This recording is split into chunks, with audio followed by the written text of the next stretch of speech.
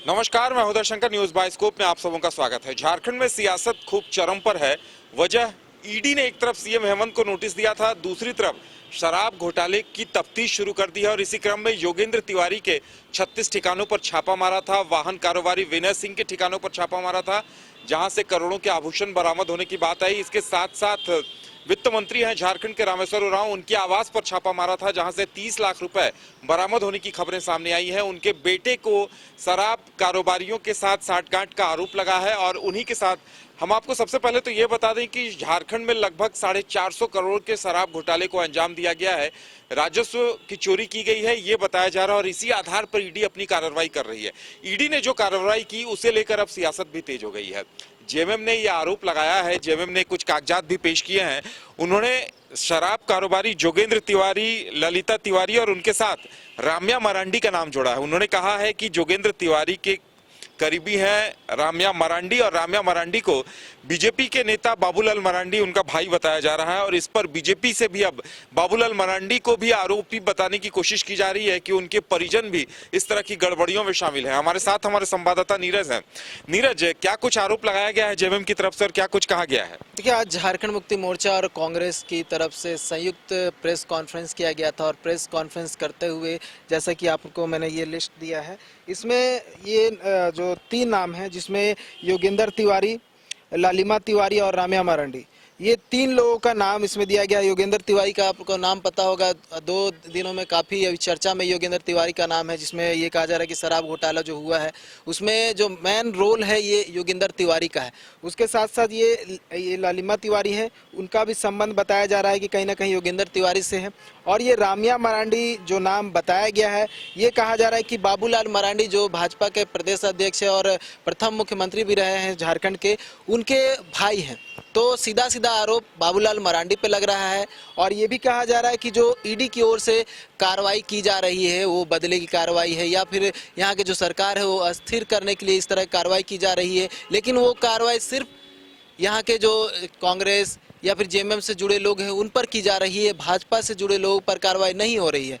और यही जो जानकारी है वो दिया गया और वो कहा गया है कि अगर ईडी चाहती है, इन पर कार्रवाई करना चाहता है, अगर कुछ जानकारी चाहिए तो झारखंड मुक्ति मोर्चा या फिर कांग्रेस के जो लोग हैं, जो नेता हैं, वो ईडी को जितनी भी जानकारी वो मुहैया करवाएंगे, उन्हें कार्रवाई करनी चाहिए। और अगर उन्हें पहले से जानकारी है तो ये बताना चाहिए कि ये जो 3 लोग हैं वो कौन है। और इन पर कई गंभीर आरोप भी लगाए हैं, जैसे कि ये बताया गया है कि इन्होंने पूरे राज्य में करोड़ों के जमीन खरीदे हैं। उसके साथ साथ जो है ये भी आरोप लगा है कि राजधानी रांची में भी कई जमीन खरीदी गई है। और एक जगह का नाम दिया है साहेबगंज में ये लोग जो पूरा जामताड़ा, ये जो बताया गया है योगेंद्र तिवारी है जामताड़ा के हैं और साहेबगंज में ये पूरे शराब का जो ठेका है उसको टेक ओवर करने की कोशिश की जा रही है।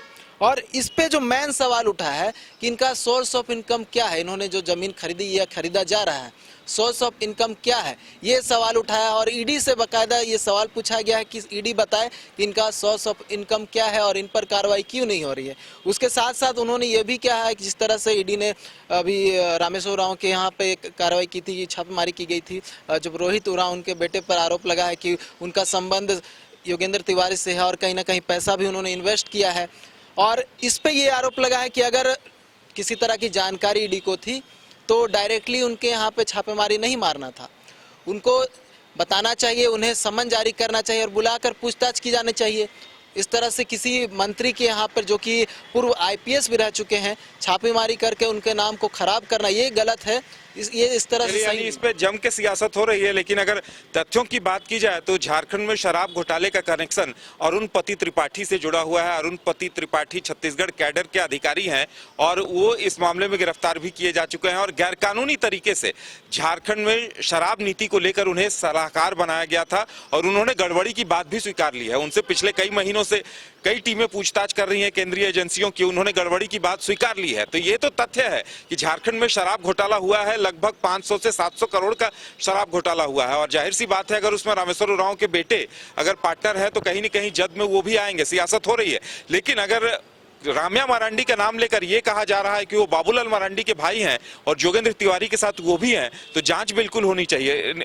लगता है नीरज कि अभी इसमें और कई तथ्य सामने आने बाकी हैं और मुकम्मल जांच होगी। लगता है कि दोनों तरफ से ही मामले मतलब गड़े मुर्दे उखाड़ने का दौर शुरू हो गया है। बिल्कुल, देखिए जिस तरह से अब उन्हें लग रहा है जैसे सत्ता पक्ष और विपक्ष की एक तरह से कह सकते हैं कि लड़ाई शुरू हो गई है कि कौन किसके ऊपर जो है ज़्यादा हावी होता है। तो अब जिस तरह से देख रहे हैं कि ईडी की कार्रवाई जो है सत्ता पक्ष के लोगों पर हो रही है, अब ऐसे में जो सत्ता पक्ष के लोग हैं वो अब इस तरह के डॉक्यूमेंट्स बाहर निकाल रहे हैं, वैसे लोगों को सामने लाने की कोशिश कर रहे हैं जिनकी संलिप्तता कहीं ना कहीं इस तरह के मामलों में है। तो आज का जो पीसी था, ये पीसी का मूल उद्देश्य भी यही था कि इस तरह के लोगों को सामने लाया जाए और ईडी के संज्ञान में लाया जाए कि ईडी के दायरे में ये लोग भी आए, ताकि ईडी इन लोगों पर भी कार्रवाई करे जिनके जो संबंध है बीजेपी से है, ना कि सिर्फ जेएमएम और कांग्रेस से है। तो कह सकते हैं कि इस तरह के जो है दोनों ओर से अब जो है सत्ता पक्ष और विपक्ष की लड़ाई शुरू हो गई। चलिए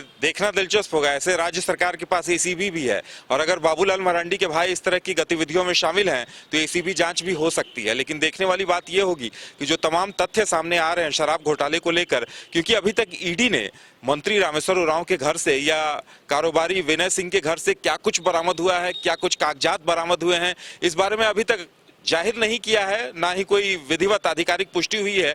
लेकिन सूत्रों के हवाले से यह बताया जा रहा है कि जितनी जानकारी सामने आ रही है उससे कहीं बहुत ज्यादा कागजात और पैसे और जमीन की संपत्ति तमाम चीजें बरामद हुई हैं। इंतजार इस बात का है कि ईडी उन चीजों को पब्लिक डोमेन में कब तक रखती है। लेकिन इतना तय है कि घोटाला शराब के नाम पर बड़ा घोटाला हुआ है।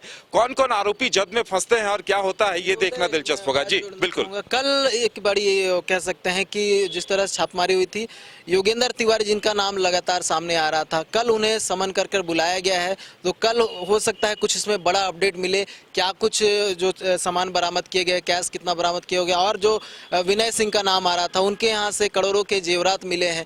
तो इसको लेकर भी जो है सूचना कल क्लियर हो सकती है कि क्या कुछ ईडी को मिली है। और कल जब योगेंद्र तिवारी के साथ साथ एक और व्यक्ति को समन कर बुलाया गया है, तो कल उनसे अगर पूछताछ होती है, अगर पूछताछ में वो ईडी को अगर इनपुट मिल जाता है, कोई जानकारी मिलता है जो कि ठीक है, और तब उस पर कार्रवाई नहीं होगी। लेकिन अगर कुछ गलत जानकारी योगेंद्र तिवारी की ओर से दी जाती है या फिर ईडी के पास प्रॉपर इन्फॉर्मेशन हो ताकि उन्हें गिरफ्तार किया जा सके, तो कल कह सकते हैं बड़ा दिन हो सकता है शराब घोटाले मामले में, और हो सकता है कि 2 लोग गिरफ्तार भी हो जाएं। बिल्कुल। तो ईडी पूछताछ करेगी और पूछताछ में संतुष्ट नहीं होने पर रिमांड में लेगी, उसके लिए ईडी कोर्ट में पेश कर हिरासत में लेगी। तो देखना दिलचस्प होगा कि होता क्या है। हम आपको पल पल की अपडेट देते रहेंगे। फिलहाल हमारे साथ इतना ही। हमें दीजिए इजाजत और आप देखते रहिए न्यूज़ बाइस्कोप। नमस्कार।